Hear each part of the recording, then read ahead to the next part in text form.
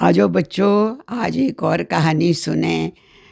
अच्छी लगती है ना कहानी सुननी, और कहानियों से हमें बहुत कुछ सीखने को भी मिलता है। ठीक है? तो एक गुलबान नाम का जंगल था।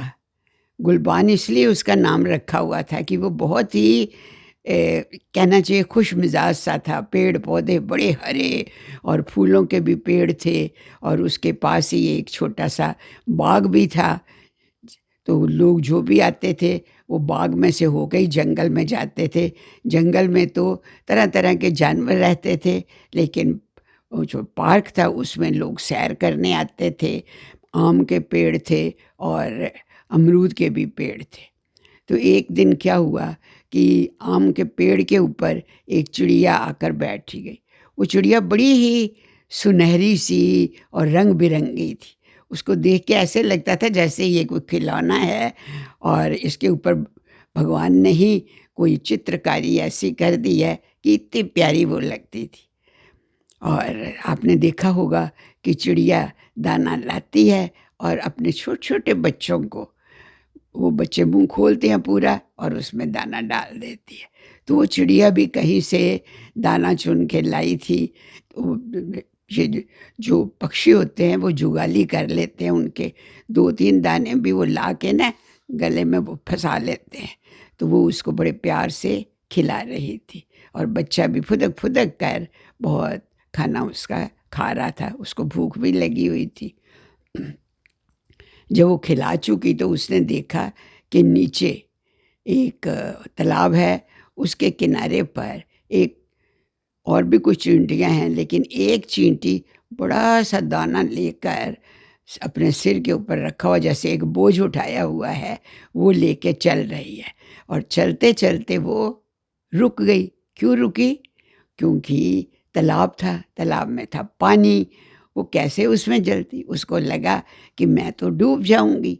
वो एक बार आगे बढ़ी, फिर वापस आई, दूसरी बार आगे बढ़ी, फिर वापस आ गई। उस बेचारी ने 5-6 बार ऐसे ही किया, लेकिन उसकी हिम्मत नहीं हुई।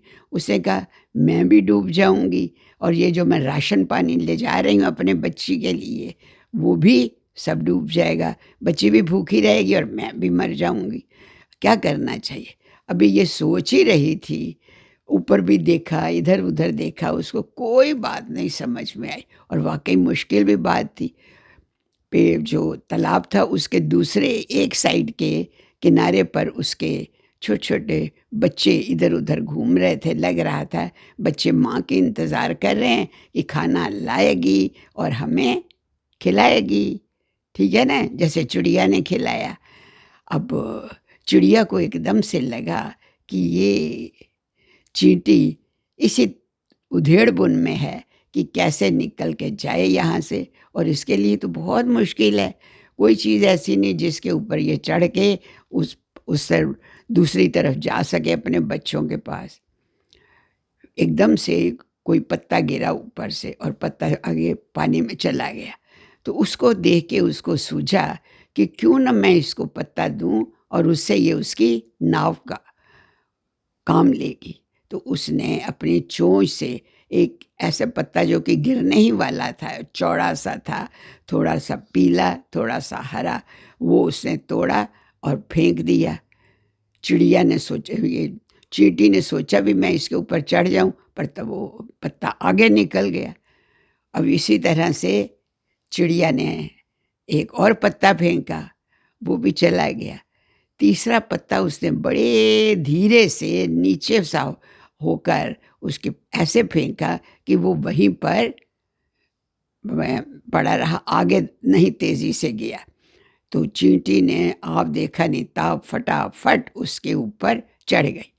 देख के ऐसे लग रहा था कि जैसे मानो कोई नाव है और उसके ऊपर एक बंदा सवार है। देख लीजिए कि वो क्या, बच्चों, कैसा दृश्य होगा। सोच सकते हो ना कि मान लो आप बैठे हुए हो नाव में, और नाव जो है वो पत्ते की बनी हुई है, और आप उसके ऊपर सवारी कर रहे हो। तो सोचो। तो इसी तरह से वो चिड़िया, वो जो थी चींटी ऐसे ही उसके ऊपर तैरती तैरती चल पड़ी। देखकर चिड़िया को बड़ी खुशी हुई कि मेरी जो सोच थी वो कामयाब हुई, जो मैं चाहती थी वो हुआ। तो वो धीरे धीरे करके पत्ता आगे बढ़ता गया। अब उसको ये था कि पत्ता कहीं गलत जगह पर न चला जाए, पर चांस की बात कि पत्ता धीरे धीरे चलता हुआ बिल्कुल साथ वाले किनारे पर पहुंचा, और वहाँ से धीरे से बड़ी आराम से वो चींटी उतर गई। उसका वो जो सामान था खाने का वो भी गिरा नहीं, और वो बड़ी खुशी खुशी आगे गई। बच्चे उसके इंतज़ार कर रहे थे। उसने उनको धीरे धीरे करके एक एक छोटा छोटा टुकड़ा उनके मुंह में डालना शुरू किया। ये देख के चिड़िया को इतनी सेटिस्फैक्शन हुई, इतनी संतुष्टि हुई कि उसको लगा वाह, मैंने आज बहुत ही अच्छा काम किया। बच्चों, ठीक है ना, जब आप अच्छा काम करते हैं तो क्या लगता है, दुख तो नहीं ना होता, आपको लगता है कि हमने कुछ किया है। तो ये जैसे हम लोगों में, इंसानों में बात है, वैसे ही जानवरों में, पशु पक्षियों में और छोटे छोटे कीड़े मकोड़ों में भी वही भावना है।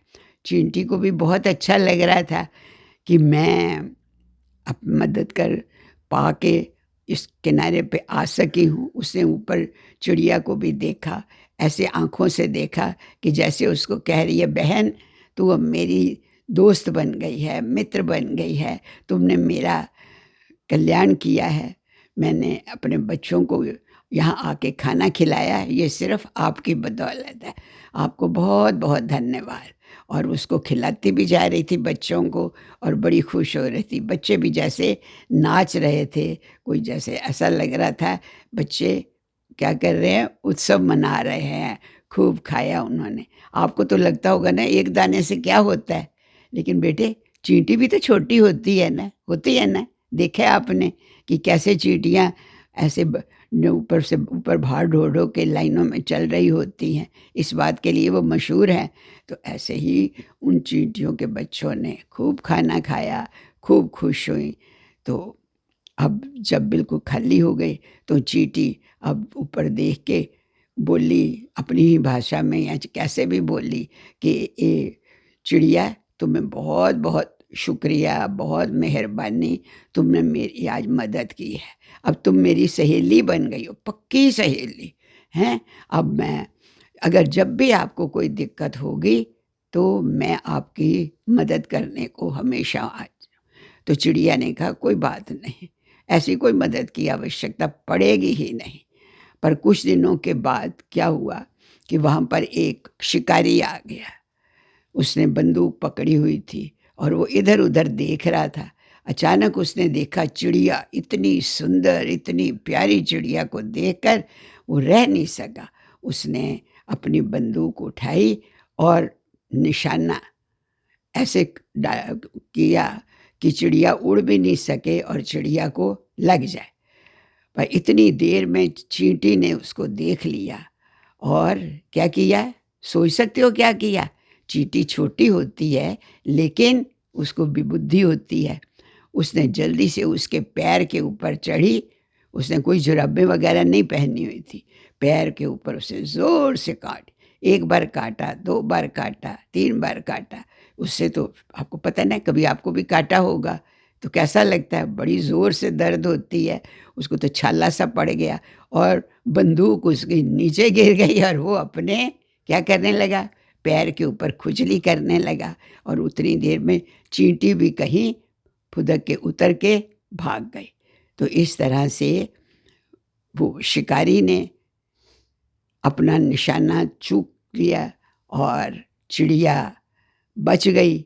और नीचे जो चींटी थी वो बहुत ही खुश हुई, जैसे नाचने लगी कि चलो मैंने आज अपना बदला उतार लिया है, जो उपकार इसने किया था मैंने इसको बचा लिया है। तो चिड़िया भी बहुत उसको धन्यवाद देने लगी कि बहन तुमने मुझे आज बचा लिया, नहीं तो ये शिकारी तो बिल्कुल दयावान नहीं, मुझे पकड़ के ले जाता, मार देता या जो भी करता।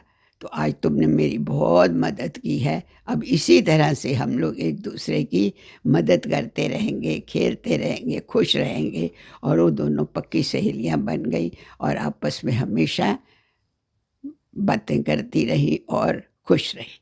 तो अच्छी लगी बच्चों? तो ऐसे ही हम लोगों को भी ऐसे कोई ना कोई परोपकार का काम करना चाहिए। इससे हमें भी खुशी होगी और जिसके लिए करेंगे वो भी बहुत खुश होगा। बहुत-बहुत आपको धन्यवाद, आपने इस कहानी को सुना।